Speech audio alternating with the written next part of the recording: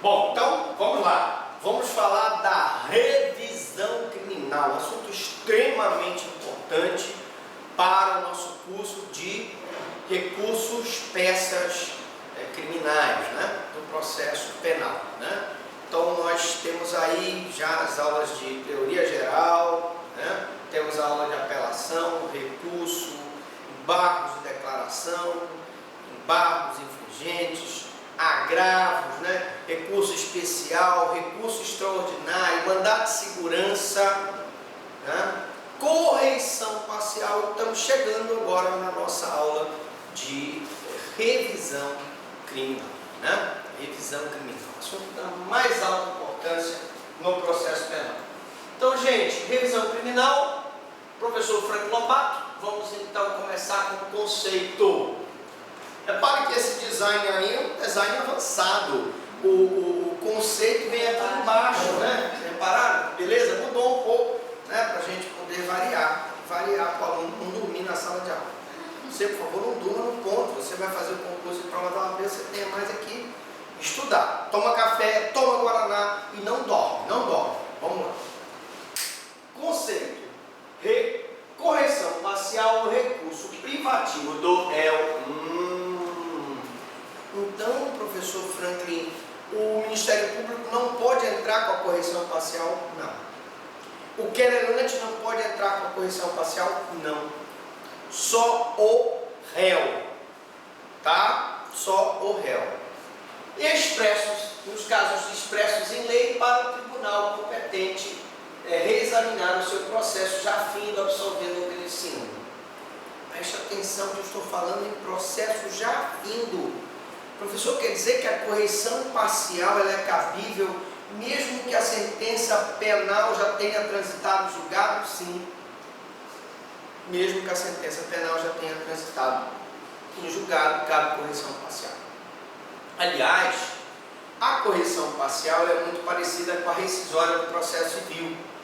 Ela é muito parecida com a rescisória.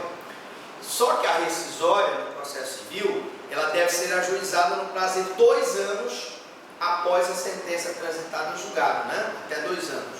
Aqui não.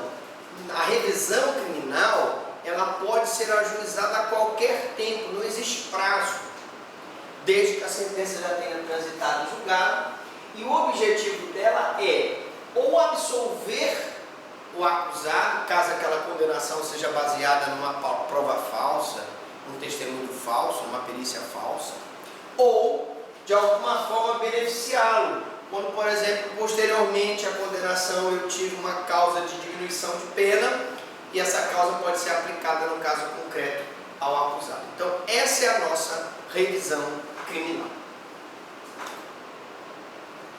O fundamento da revisão criminal está na intangibilidade da sentença transitada em julgado, res judicata, fundada na justiça e segurança jurídica. Muita gente me pergunta, mas professor Franklin, ora, uma sentença transitada em julgado, que pode ser desconstituída por uma revisão criminal, é um prejuízo muito grande para a segurança jurídica do Estado, sim. Mas também vocês têm que compreender que se aquela pessoa foi condenada baseada numa prova falsa, é melhor eu dar oportunidade para que aquela sentença seja revista do que eu não dar essa oportunidade. Mesmo eu violando a questão da segurança jurídica da sentença transitada em julgado, é melhor eu dar oportunidade para que a parte tenha como reverter aquela decisão que o condenou injustamente. Você não acha? E aí eu volto a falar que no processo penal tem sempre essa questão do status libertatis do cidadão. Esse status libertatis é tão importante porque ele é um bem disponível frente ao direito de punir do Estado. Daí porque sendo indisponível, a revisão criminal ela pode ser tentada em qualquer momento. Então, mesmo diante da força da res judicata, da coisa julgada, fundada na justiça e na segurança jurídica, eu admito a revisão criminal para que o imperativo jurídico contido na sentença tenha força de lei entre as partes, mas não pode ter força de lei e praticar a injustiça.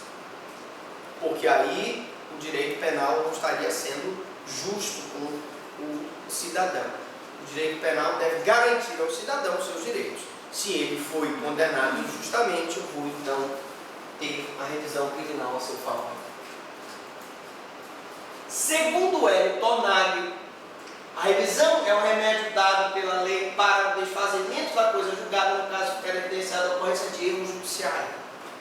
Então, no livro do Tornaghi, ele diz o seguinte: a revisão criminal é uma ação posta à disposição do réu para desfazer uma sentença, para desconstituir uma decisão que foi baseada em provas ilegais, que foi baseada em provas falsas, que não aplicou corretamente a lei, para que eu possa reformar aquele erro que foi praticado pelo Poder Judiciário.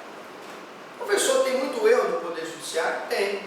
Nós tivemos um caso lá em Minas Gerais, que foi o maior erro judiciário que foi praticado no Brasil, de dois irmãos que foram condenados pela morte do patrão deles. O patrão deles sumiu, eles foram condenados, eles juraram até a morte que não tinham sido responsáveis, mesmo assim foram condenados. Um deles morreu na prisão, depois de muitos anos este patrão aparece lá, lépido e faceiro na cidade, estava Vivinho da Silva.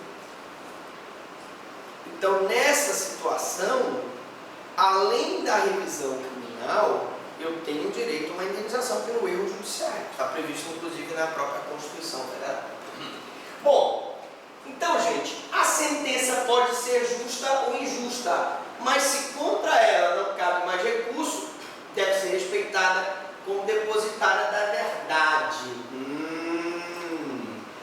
Res judicata pro veritate habetur.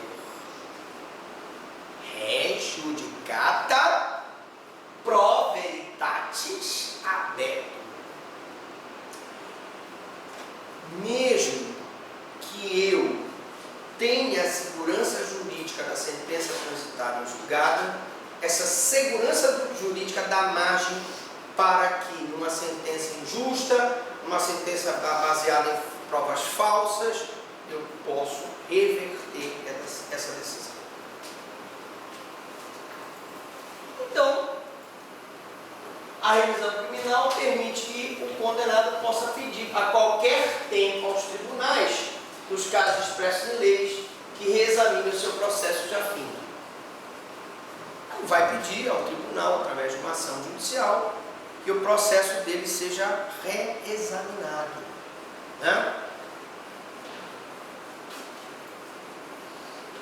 Para que seja absolvido ou beneficiado.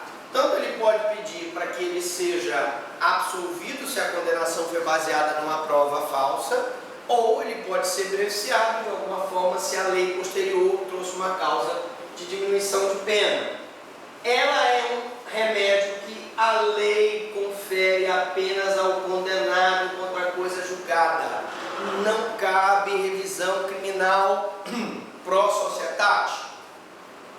Mas a senhora vai me perguntar, mas então o professor Franklin quer dizer que se aquela absolvição for injusta, não existe revisão criminal para rever aquela decisão injusta?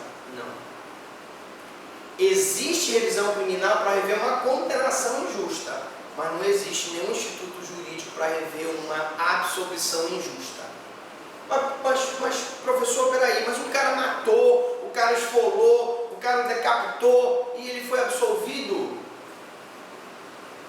transitou em julgado, não tem mais como. Porque a revisão criminal é pro réu, nunca pro sociedade. Tá?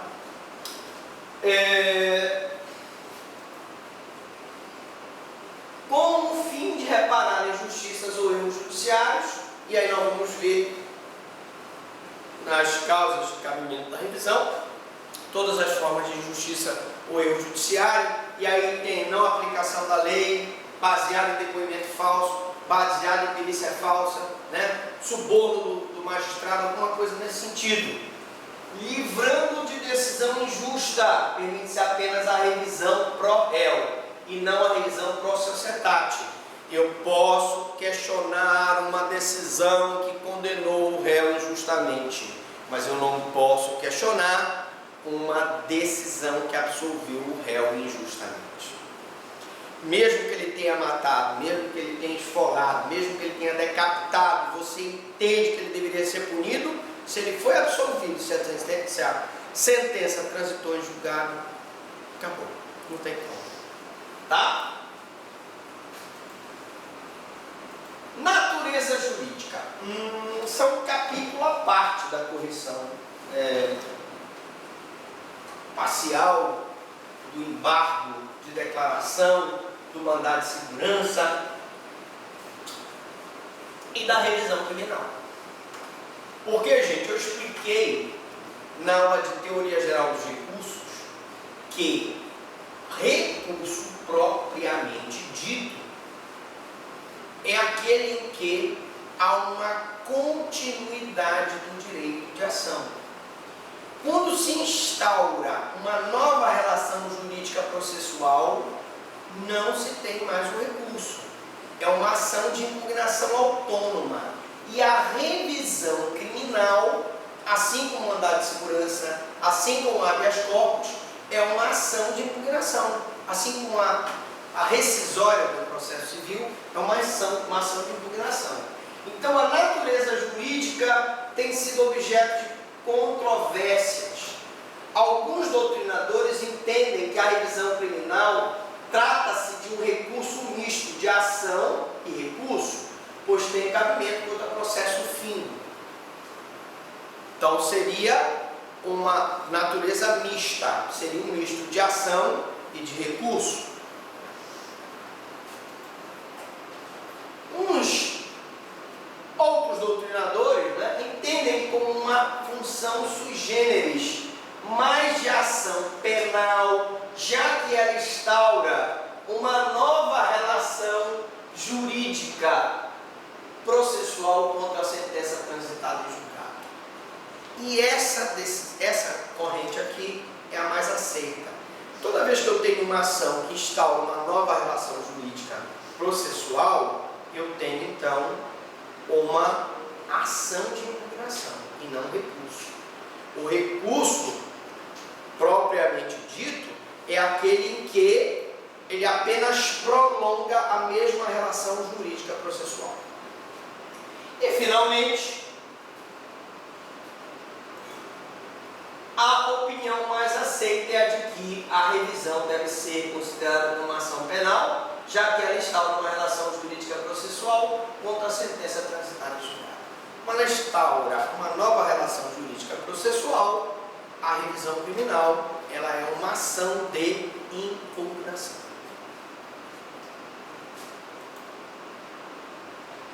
Bom, outros alegam que se aproxima da rescisória no processo civil, pois se destina a desfazer efeitos produzidos pela sentença transitada em julgado. Ora, a rescisória do processo civil, gente, também é uma ação de impugnação. A rescisória do processo civil também não é um recurso tipicamente considerado. Então, vamos eliminar da natureza jurídica do recurso o mandado de segurança, o habeas corpus, a revisão criminal, a rescisória, a ação civil pública, não é isso? A ação, o habeas data, o mandado de junção. Essas são ações de impugnação. Vamos colocar como recurso a apelação, o recurso em sentido estrito, o agravo de instrumento, o recurso extraordinário, o recurso especial. Esses são recursos. Tá? Então, uma coisa é o recurso que mantém a mesma relação jurídica processual e uma coisa é a ação de impugnação que instaura nova relação jurídica processual. A revisão tem caráter constitutivo, destina a corrigir a decisão judicial de que não cabe mais recurso. Gente, bom, quando eu falo do caráter constitutivo, eu diria que ela é uma ação de conhecimento e ela é constitutiva, porque ela visa criar, modificar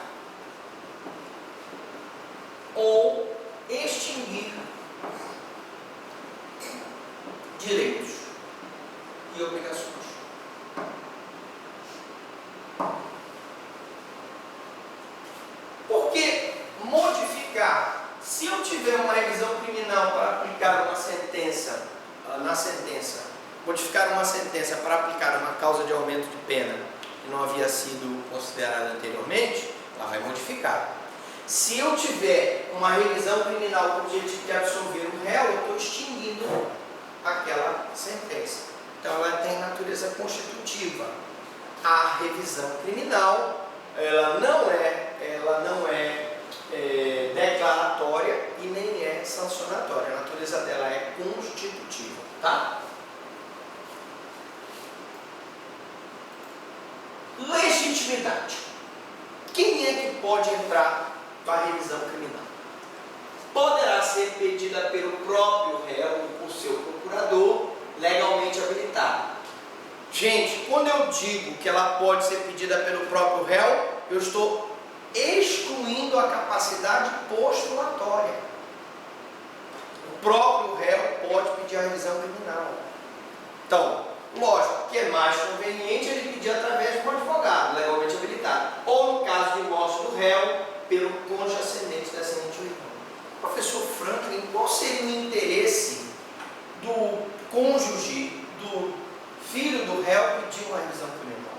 Para reabilitar a memória do seu ente querido. Ele morreu injustiçado, condenado por um crime que ele não cometeu. Eu vou reabilitar a memória dele.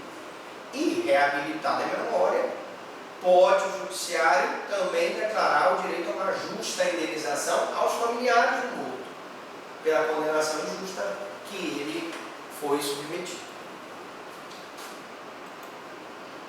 A revisão não é uma ação popular como habeas corpus, e estando vivo o sentenciado, não pode pessoa estranha afirmar a petição. Na ação popular, e aí vide a nossa aula de ação popular, também já está disponível para vocês, é uma ação que você, como cidadão brasileiro, como eleitor, você entra com a ação popular para a defesa do patrimônio público, do patrimônio artístico, histórico, arquitetônico, turístico, paisagístico, etc. Aqui não. Aqui, se o condenado estiver vivo, você, que é outra pessoa, que não tem nada a ver com o condenado, não tem legitimidade para entrar. A legitimidade para entrar é do condenado. Se ele não estiver morto, dos familiares. Pessoa estranha não pode entrar. Não é como na ação popular. O prefeito destruiu um monumento arquitetônico. Qualquer pessoa do povo, na qualidade de eleitor, pode entrar com a ação popular. Não. A revisão criminal, ela é dele, do condenado ou dos seus familiares. A legitimidade. Nem mesmo sendo pessoa da família ascendente, descendente ou cônjuge, o irmão pode entrar com a ação sem autorização do condenado. Mas papai, o senhor foi condenado injustamente, eu vou entrar com a revisão criminal. Não. Não quero. Se ele disser não, é não. Não se entra com a revisão criminal. Porque a palavra final é dele. Se durante o curso da revisão falecer a pessoa cuja condenação tiver de ser revista, o presidente do tribunal nomeará curador para a defesa. Então, é o caso da pessoa que entra com a revisão criminal,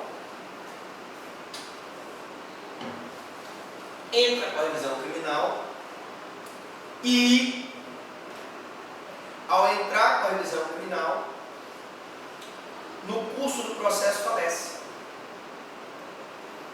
Bom, aí vai ser dada oportunidade para que o cônjuge, o ascendente, o descendente ou o irmão retome o processo no lugar do falecido. Mas se nenhuma dessas pessoas se habilitarem, eu posso ter provisoriamente o curador até que apareça alguém da família para retomar o curso da ação. Beleza? Portanto, ela não é uma ação personalíssima. O que significa isso? Se nas ações personalíssimas, quando morre o titular da ação, ninguém pode promover a ação no seu lugar. Não é personalíssima. Morreu o condenado, o cônjuge, o parente mais próximo, vai mover a ação no lugar dele. O que eu disse ainda há pouco é que se o condenado não quiser que o cônjuge, que o filho, que o pai mova a ação em favor dele, a vontade dele prevalece. Bom, trata-se de hipótese de substituição processual que dispensa a iniciativa dos familiares do réu. Essa substituição do curador é provisória até que um dos familiares retome a ação. Certo? O Ministério Público, por falta de previsão legal, não pode pedir a revisão em favor do condenado. Assim como o Ministério Público não pode pedir a revisão criminal em favor de uma condenação, de uma absolvição injusta, não pode. Uma absolvição injusta, ele tem que apelar. Nunca a revisão criminal. Ele também não pode, em favor do condenado, sabendo que aquela condenação foi injusta, pedir a revisão criminal. Por quê, professor? Porque não existe previsão legal do Ministério Público ser parte legítima na revisão criminal. E, professor Franco, o Ministério Público não funciona numa revisão criminal, funciona como custos legis, mas não como dominus litis. Ele nunca entra com a ação. Cuidado! Um minuto da sua atenção pode ser fatal.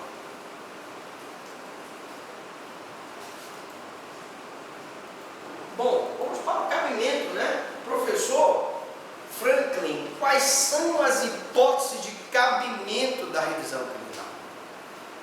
Afinal de contas, aqui é tudo que você queria saber sobre a revisão criminal, nunca teve coragem de perguntar. Primeira hipótese: quando a sentença condenatória for contrária ao texto expresso de lei ou evidência dos autos. Sentença condenatória ao texto expresso de lei é amplo, né? Tem uma sentença condenatória que considerou duas agravantes, a tortura e o meio insidioso ou cruel, e o cidadão foi condenado por homicídio simples. Aquelas duas agravantes não podem ser aplicadas. A condenação foi homicídio simples. Condenação contrária ao texto expresso de lei. Condenação à evidência dos autos.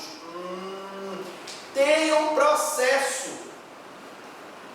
Nesse processo existe um laudo. Nesse laudo diz que o acusado é inimputável ou semi-imputável, necessitado de especial tratamento curativo. Né? E na decisão do Conselho de Sentença se desconhece totalmente esse laudo. E se diz que o acusado é plenamente responsável pelos seus atos, plenamente capaz de entender, né, o caráter ilícito do fato e determinar-se de acordo com esse entendimento. Olhem só o caso do Fará, Jorge Fará, né? Vocês sabem o caso do Jorge Fará, não sabe? O Fará, ele era médico, se dizia perseguido, assediado sexualmente por uma mulher, e num dia ela vai lá, e ele, para se livrar dela, dá um comprimido de dormonide e corta ela todinha e coloca o corpo dela dentro do porta-malas do carro. E depois ele diz que não se lembra do que fez. Existe um laudo nesse processo que diz que ele não era plenamente capaz de entender o caráter ilícito do fato. Nos dois julgamentos, os jurados desconsideraram o laudo. Eu pergunto, futuramente, isso não pode dar uma margem para uma revisão criminal em favor do Fará, Jorge Fará? Pode. Por quê? Porque eu tenho aqui uma evidência nos autos, uma prova pericial que está nos autos em que o jurado decidiu o contrário. Lembrem de uma coisa, se o jurado decidir a primeira vez contrária à prova dos autos, tendo esse laudo, eu posso recorrer a primeira vez por apelação. quando no segundo julgamento perante o tribunal do júri, o jurado novamente decidir contrário à prova dos autos, não cabe apelação pelo mesmo fundamento. Então, o que é que a defesa vai fazer? Penso eu que vai aguardar, talvez vai procurar um outro fundamento para o recurso e futuramente pode entrar com a revisão criminal. Por que, professor Franklin? Porque tem nos autos um laudo que diz que ele não era plenamente capaz de entender o caráter ilícito do fato. Se o laudo estava errado, não vou discutir aqui. Eu quero te dizer apenas, você aluno, que se eu tiver uma evidência, uma prova dos autos, e a decisão do juiz ou do jurado, no caso do júri, for contrária à prova dos autos, isso futuramente dá ensejo a uma revisão criminal. Ponto. Number 2. Número 2. Quando a sentença condenatória se fundar em depoimentos, exames ou documentos comprovadamente falsos. Imagine uma condenação baseada no depoimento de uma testemunha comprada, uma perícia falsa, um documento falsificado. Nesse caso, eu posso pedir a revisão criminal. A pessoa foi condenada por um depoimento de uma testemunha falsa, uma perícia falsa, por um documento falso. Nesses casos, eu tenho que pedir a revisão criminal.